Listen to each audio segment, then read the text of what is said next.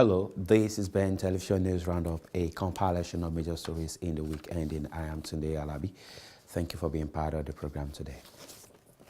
As the discussion on Brexit deals enters its final stage, British Prime Minister Theresa May has been fighting to keep her job just as a plot to remove her thickens. Mrs. May has been facing opposition from members of her party who are opposed to her Brexit proposals. Britain's business leaders Monday offered a stark warning on the growing cost of Brexit uncertainty. Brexit is consuming government, every politician, every civil servant, and it is also consuming British business. Our firms are spending hundreds of millions of pounds preparing for the worst case.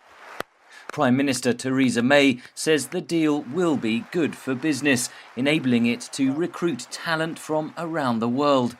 It will no longer be the case that EU nationals, regardless of the skills or experience they have to offer, can jump the queue ahead of engineers from Sydney or software developers from Delhi. That pledge designed to placate Brexit supporters who say the withdrawal agreement leaves Britain too closely aligned to the European Union. The supporters of Brexit had always sold Brexit on the idea that you could go and do lots of trade agreements with fast-growing countries in Asia or the United States. The problem that they now face is that Theresa May has signed up to a customs union, which means that the UK essentially devolves power over its tariffs, over various other elements of its trade policy to the EU, potentially. Several ministers have resigned in protest, while others are trying to force Theresa May to modify the deal. But both the Prime Minister and the EU say negotiations on the withdrawal agreement are finished. As the rebellion grows, Conservative MPs may force a leadership contest as early as this week. Even if Theresa May survives, most MPs have pledged to vote against the deal in Parliament. That would likely plunge Britain into political chaos. The pound is going to tank. There's going to be a huge amount of pressure from the markets and from business saying, look, we must have a deal, we can't have no deal. Another scenario is that she resigns. There is no government which can be created out of Parliament, and therefore we have a general election, although I think that's quite unlikely. And then the final option is that there is a second referendum on whether the UK should leave at all. With polls suggesting most Britons now want a rethink on Brexit, bookmakers are shortening the odds on a second referendum and on Theresa May being forced from office. She heads to Brussels this week for talks on the political declaration that outlines future ties with the EU. But that document is not legally binding, and May's critics say she should not pay Britain's $50 billion divorce bill for existing liabilities without stronger guarantees of a trade deal. As the clock ticks down to the March 2019 deadline, uncertainty is intensifying as Britain's politicians and its people appear ever more divided. Meanwhile, the Prime Minister Theresa May has insisted that Britain will be able to negotiate future deals after Brexit. She stated that the scope and structure of future relationships will be set out in legal texts. Now that a number of government ministers have confirmed this morning that leaving the EU with no deal is not an option, does the Prime Minister agree there are no circumstances under which Britain would leave with no deal? No, I have to say to the right honourable gentleman, I have consistently made clear on this point, but the point that has been made by a number of my colleagues in relation to the vote that will come before this House on a meaningful vote on a deal from the European Union is very simple. If you look at the alternative to having that deal with the European Union, it will either be more uncertainty, more division, or it could risk no Brexit at all. Jeremy Corbyn! Mr. Speaker, the Prime Minister didn't answer the question, is this the final deal or not? The Work and Pensions Secretary says This is the deal. It's been baked. Well, it's half-baked. But other members of the Cabinet want amendments to the withdrawal agreement. The Leader of the House said last week, there is, and I quote, still the potential to improve on some of the measures. That's what I'm hoping to help with. Can the Prime Minister clarify whether last week's withdrawal agreement is the final text, or is there another text that's on its way to us? I have to say to the right honourable gentleman that he won't get any different answers from this than he's had from me previously. The package of a deal that we are negotiating with the European Union has two parts to it. There's the leaving part, which is the withdrawal agreement, and there's a future relationship, which is what is currently continuing to be negotiated with the European Union. They go together as a package. Yes, the withdrawal agreement has been agreed in principle. The whole package will be what is brought before this House, will be what is considered at the European Union Council on Sunday, and we continue to negotiate on that future relationship to get the good deal that we believe is right for the United Kingdom, a good deal that protects jobs, protects our union and protects our security. Jeremy Corbyn! Prime Minister is apparently heading off to Brussels today, but the new Brexit Secretary is another non-travelling Brexit Secretary who's apparently not going with her.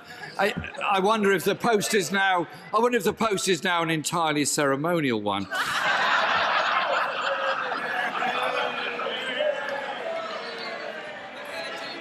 Mr. Speaker, the Prime Minister's agreement doesn't specify how much we'd have to pay to extend the transition period. Can she confirm the choice facing the country would either be the backstop or paying whatever the EU asks us to pay to prolong that transition period? No, the right honourable gentleman is wrong on that. The choice that would be facing, if it were the case, let's just remind ourselves what we're talking about here. We're talking about the guarantee to the people of Northern Ireland that there will be no hard border between Northern Ireland and Ireland. And the choice that we face, first of all, that is best ensured by getting the future relationship in place by the end of December 2020.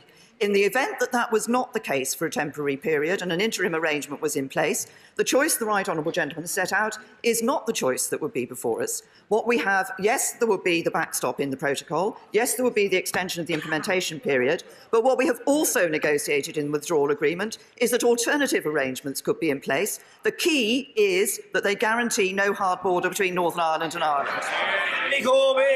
The truth is, Mr. Speaker, the Prime Minister's idea of taking back control of our money is to hand the EU a blank cheque, and after 2020, no rebate for the UK.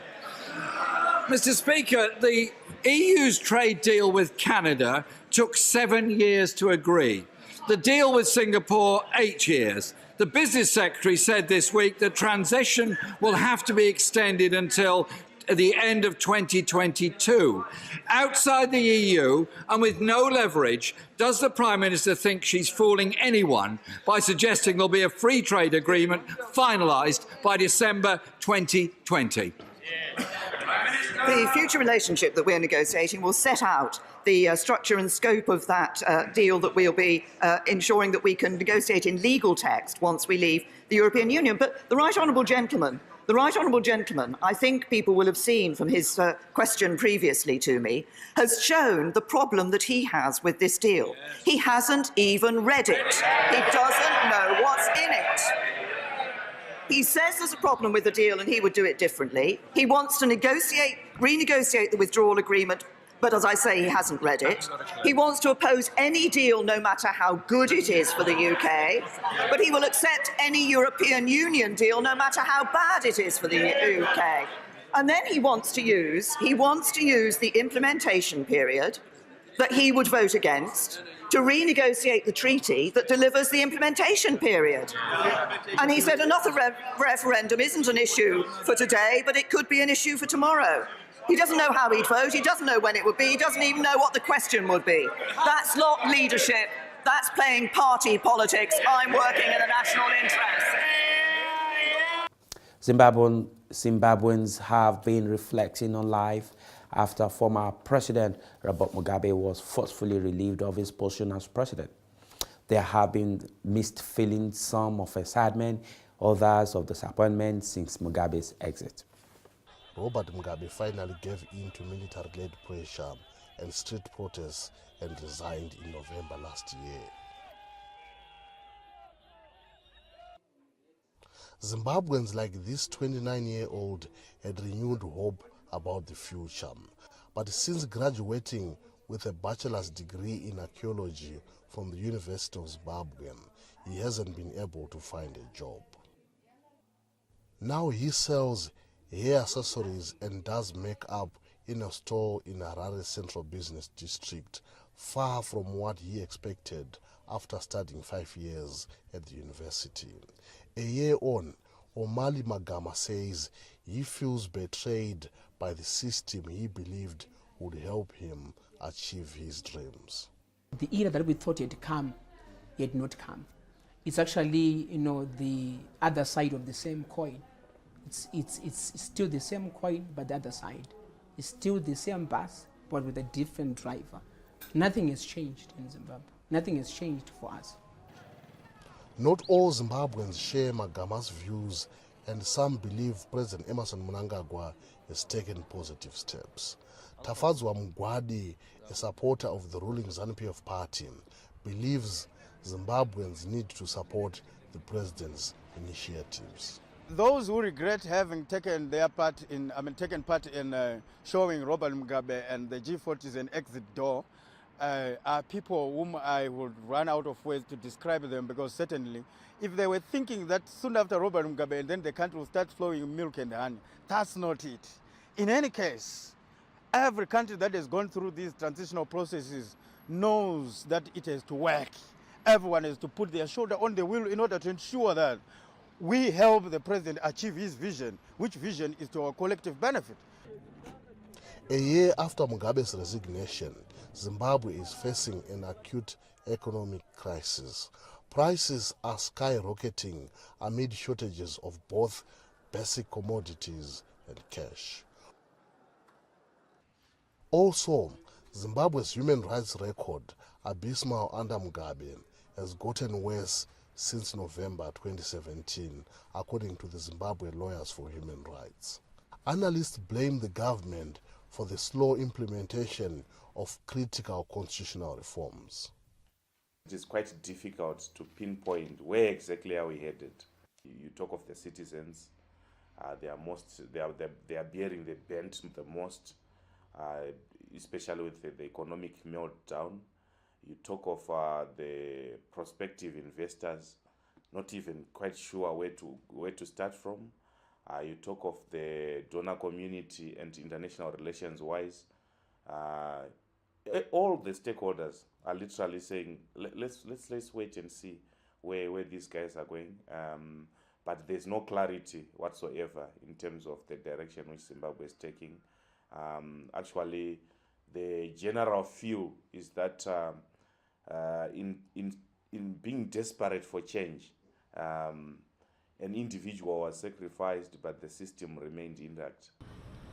While Zimbabweans celebrated the ouster of Robert Mugabe, 1 year later, many say his system remains entrenched as Zimbabweans continue to grapple for survival. Refugees in northern Kenya camp are desperately in need of better energy sources in their homes. The process of providing adequate energy sources for the use of the refugees has been delayed due to their legal status and lack of money. Most refugees living in Kakuma have grown up using candles or kerosene-powered lamps to light their homes. This year, some have switched to solar power and say they like the savings. Life was very difficult before because we didn't have the technology we have today. Before, we were buying kerosene costing 100 shillings to light our home. We were incurring lots of expenses day after day. If you compare the expenses now, I'm only spending 30 shillings a day. The United Nations Global Initiative for 2030 aims to provide clean, reliable and sustainable energy to people as part of an effort to elevate poverty, improve lives and raise living standards. the target is definitely achievable, and it has to be achieved. However, the pace that we are moving at does need to be significantly accelerated. A sustainable energy access is not going to be reliant on aid and handout, but rather on a robust market ecosystem. So the UN is working with the private sector, technicians, financial institutions, humanitarian agencies and governments to move toward the goal. Currently, World Bank figures show 6 out of 10 people living in sub-Saharan Africa have no electricity, and the situation is even worse in rural areas. Some observers say the legal status of refugees, the fact they are not allowed to work, and doubts that they can afford to pay the alternative energy have put off companies from investing in these camps. Frequently there's this misperception that people don't have access to money, and in some cases that's true. But if we can tap into the limited resources that development partners and donor agencies have, and the money that people have in their pocket, we can help make everything more efficient, make the whole system more efficient, more competitive, so people have access to greater opportunities and greater options. David Mano's children, who do their studying by solar-powered lamps, are living proof that alternative energy has a future in Kakuma and other places where refugees are forced to gather. Confusion continues in Washington over the role of Saudi monarchy in the murder of U.S. resident Jamal Khashoggi. Jamal was killed and mutilated in Saudi consulate in Istanbul, Turkey. Nearly 2 months after a grisly crime and after weeks of shifting stories and assertions from Riyadh, U.S. President Donald Trump is not tipping his hand about who ordered Jamal Khashoggi's execution. We'll be having a very full report over the next 2 days, probably Monday or Tuesday. Did the CIA assess that MBS was behind it? They haven't assessed anything yet. It's too early. It was a very premature report, but that's possible. We're going to see. In an interview on Fox News Sunday, Trump said the Crown Prince had told him maybe 5 times that he was not involved in the killing of Khashoggi. The president was asked if Mohammed bin Salman lied to him. Congressional Democrats are urging Trump to accept the conclusions of the U.S. intelligence community. It's vitally important that this administration not allow itself to become part of any Saudi cover-up, generally any cover-up of the Crown Prince's involvement. The Saudis have already undermined their position in the world, undermined their standing. Whatever the CIA's assessments, the State Department insists no final conclusions have been reached on who ordered Khashoggi's killing. Some Republicans are urging patience. Let's see what the president says on Tuesday. If we're going to deal with this relationship, which does really impact the balance of power in the Middle East, it does really impact how the balance to Iran, which is clearly a bad actor. We need to be absolutely sure we know exactly what we're talking about. Beyond geostrategic concerns, Trump has said Saudi Arabia generates, quote, a lot of jobs, a lot of business, a lot of economic development for the United States. With that report, we conclude the news roundup for this week. Thank you for being part of the program. I am Tunde Alabi. Enjoy the rest of your week. Bye. Regardless, residents settles abroad, living outside the shores of one's homeland can really be challenging and sometimes very difficult. Let's be sincere, to keep pace with updates from the host country abroad can really be difficult. Here on Dialogue in Diaspora, we give you every information, every news, every current issue you need to know on happenings outside the UK. Dialogue in Diaspora is your link into the world and the United Kingdom. It's your window to Africa development. Here, live on Bentv.